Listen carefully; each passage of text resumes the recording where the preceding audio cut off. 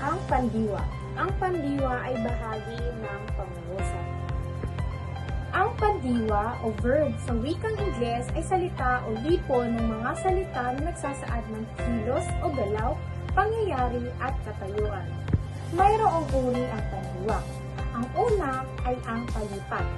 Ito ay nangangailangan ng tuwirang layon na tatanggap sa kilos upang mabuo ang kaisipang nais nitong ipahayag. Ang tuwirang layon ay karaniwang kasunod ng pandiwa at pinangungunahan ng mga, sa mga, kay, at kina. Isa sa mga halimbawa nito ay nagpadala ng mga pagkain sa mga realista ang nanay ni Toto. Tatawanin ang pangalawang uri ng pandiwa. Ito ay nangangailangan ng tuwirang layon na tatanggap ng kilos dahil ito ay ganap at buo, na diwang ipinapahayag at nakatayo ito mag-isa. Isa sa halimbawa nito ay lumilindol. Isa pa, nabuhay si Marie. Gayon din, may mga aspekto ang pandiwa. Una rito ay ang pawatas. Ano nga ba ang pawatas? Ito ang tawag sa kombinasyon ng salitang ugat at panlaping makadiwa. Sa pawatas na bubuo ang salitang pandiwa o ang kilos na pandiwa. Isa sa mga halimbawa ng pawatas ay ang salitang ugat na tuka na ginagamitan ng panlaping U at F at ang nagiging pawatas ay tumuka na nagiging pandiwang maaring tumuka, tumutuka at tutuka. Gayon din ang salitang ugat na palit, panlapi na mag, pawatas na magpalit, at mga pandiwang nagpalit, nagpapalit, at magpapalit. Pangalawa ang naganap o perpektibo. Ito ay nagsasaad na natapos na ang sinagawang kilos. Kung minsan ang panlaping nag ay karaniwang dinurugtong sa unahan ng pandiwang ginagamit sa pangungusap. Ilan sa mga halimbawa ng naganap o perpektibo ay ang salitang ugat na alis. Ginagamitan ng panlapi na U at M at nagiging o nabubuo siya as pawatas bilang umalis. At ang kanyang naganap na pandiwa ay umalis. Sunod naman ay ang salitang ugat na kain, may panlaping U at M, pawatas o nabuong salita as kumain, at naganap na o perpektibong aspekto ng pandiwa bilang kumain. Pangatlo sa mga aspekto ng pandiwa ay ang pangkasalukuyan o imperpektibo. Ito ay nagsasaad ng kilos na laging ginagawa o kasalukuyang nagaganap. Karaniwan itong ginagamitan ng mga salitang habang, kasalukuyan, ngayon, o kaya naman dinurugtungan ng panlaping nag ang unahan ng pandiwang ginamit sa pangungusap. Ang isa sa mga halimbawa nito ay ang salitang linis na ginagamitan ng panlaping mag, pawatas na nagiging maglinis, at ang kanyang pangsakalukuyang pandiwa na naglilinis. Ngayon naman ay dumako tayo sa pang-apat, magaganap o kontemplatibo. Nagsasabi ito ng kilos na hindi pa nasisimulan at gagawin pa lamang. Kung ang pawatas ay nagdadagdag ng panlaping U at M, aalisin ang U at M at uulitin ang unang pantig o unang dalawang titik ng salitang ugat. Halimbawa, asa, panlapi, U at M, pawatas, umasa.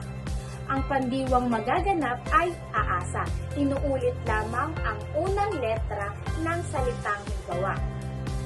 At ang pinakahuli sa aspekto ng pandiwa ay ang katatapos.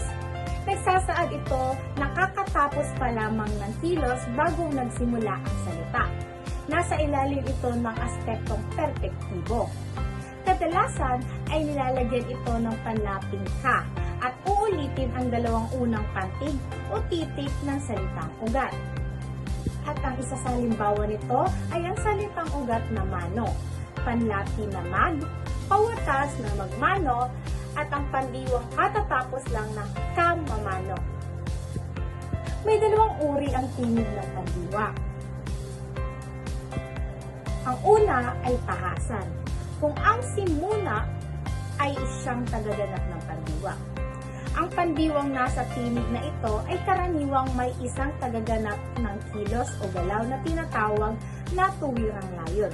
Ang mga mag, mang, magpa, maki, at iba pa ay karaniwang ginagamit sa tinig na tukuyan. Halimbawa nito, uminom ng tubig ang babae. Dito, sinasabi na ang babae uminom. At nasasabi ito na tahasan dahil ang tinotalakay sa pangungusap ay ang tagagawa ng kilos. Ang pangalawa namang halimbawa ay ako ay kumuha ng bilao kina Aling Cora. Ako ang simuno ng pangungusap, kaya ito ay nasabing tahasan. Pangalawa namang uri ng tinig ng pandiwa ay ang balintaya. Kapag ang tagaganap ng kilos o galaw ng pandiwa ay hindi ginagamit na simuno at ang nasabing tagaganap ay nasa hulihan ng pandiwa. Ang karaniwang pinagagamitan ng pandiwang nasa tinig na balintayak ay ang pangungusap na ang dating tuwirang layon ay ang ginagamit na simuno. Halimbawa, ininom ng babae ang tubig. Sa pangungusap na ito, ang simuno ay ang nagawang kilos. Sunod naman, ang bilao ay kinuha ko kina Aling Cora. Dito, ang naging simuno din ay ang pagkuha ng bilao. Mga panagano ng wika. Una dito ay ang pautos. Ito ay walang tiyak na panahon at ginagamitan ng pag-utos o pakiusap. Halimbawa, umibig tayo sa Diyos. Pangalawa, magkawanggawa tayo para sa mga nagigipit. Pangalawa, ang paturol.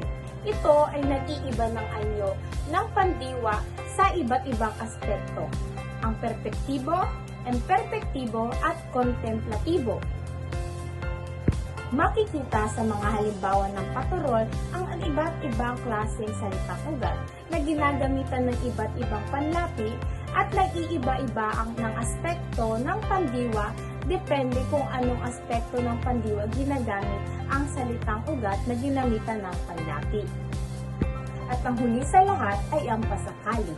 Walang kaibahan sa paturol, ngunit ginagamitan lagi ng mga pangakit o pangabay upang maipahayag ang kalagayang pasubali. Halimbawa, baka matuloy kung kami ay may sasakyan. Marahil naghihinanakit siya sa atin ngayon. Maraming salamat.